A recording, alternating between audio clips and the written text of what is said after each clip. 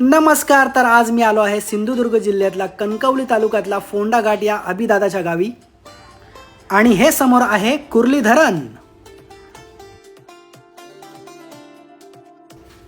आज मी आलोय मासे पकडायला. मुर्शिद हमारे साथ बड़ा जुल्म हुआ है. मुर्शिद किधर गया? हेलो मुर्शिद, क्या हाल है? मुंबई पासून 450 किलोमीटर लांब आम्ही मासे पकडायचा आनंद घ्यायला आलो होतो. तो आनंद बघा. ह्यात मासे पकडायचे आम्हाला. इथे आम्हाला एकही मासा मिळाला नाही. नंतर या दोन शिकाऱ्यांनी तलावाच्या किनाऱ्यावर उभं राहून 2 तासाच्या मेहनतीने पकडला फक्त एक मासा. आलेस का पण नाखुश. मासे न मिळाल्याचा राग इकडे निघतोय. मासे पकडायचा भ्रमनिरास झाल्यावर आम्ही थेट गाठलं माझं गाव, जे आहे सिंधुदुर्ग जिल्ह्यातलं देवगड तालुक्यातलं वानिवडे गाव.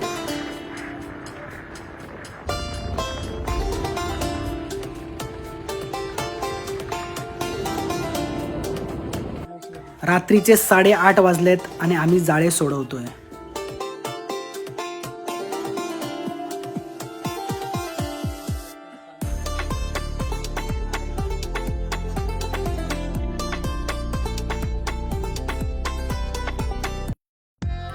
रात्री 12:30 वाजता आम्ही होडी खाडीत घेऊन चाललोय.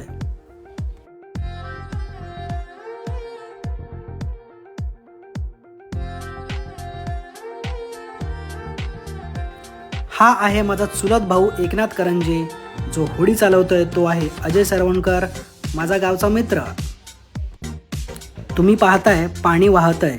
जोपर्यंत पाणी स्थिर होत नाही तोपर्यंत आम्हाला वाट बघावी लागेल.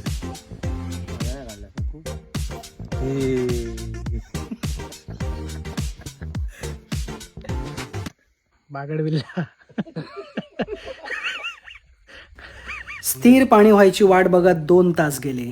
थंडी नाही समुद्रात लागत.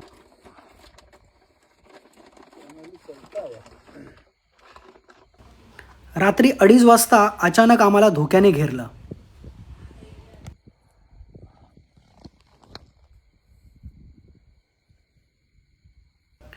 त्यानंतर पाणी स्थिर झाल्यावर आम्ही जाळं टाकायला सुरुवात केली. ही जी लाईट आहे त्याने आम्हाला जाळं कुठे सोडलंय हे पाहण्यास नंतर मदत मिळेल.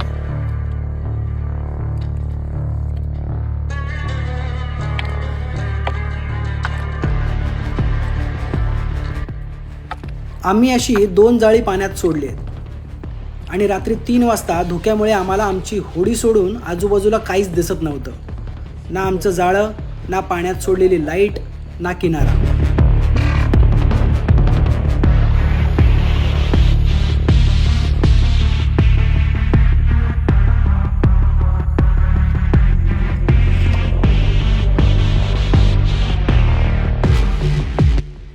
तब्बल 2 तास खाडीत हरवल्यावर आम्हाला आमचं जाळं सापडलं आणि आम्ही निश्वास सोडला.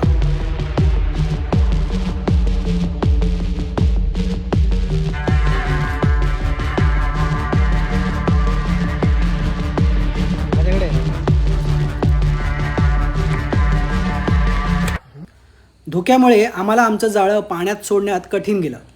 मासे फार काही मिळाले नाहीत, पण खाडीतला रात्रीचा थरार आयुष्यात नेहमी लक्षात राहील.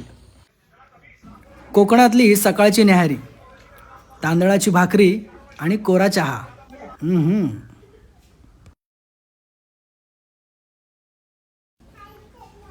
हसना. हसला नाही तर जसा आहे तसा येणार.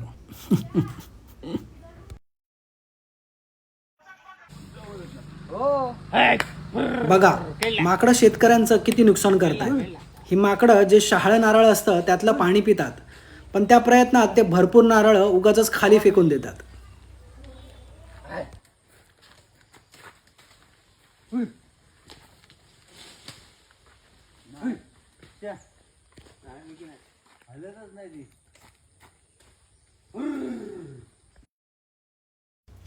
ह्याच होडीतून आम्ही रात्री समोरच्या खाडीत शिरलो होतो. तर असा होता आमचा कोकणातला प्रवास. पुन्हा भेटूया, तोपर्यंत काळजी घ्या. धन्यवाद.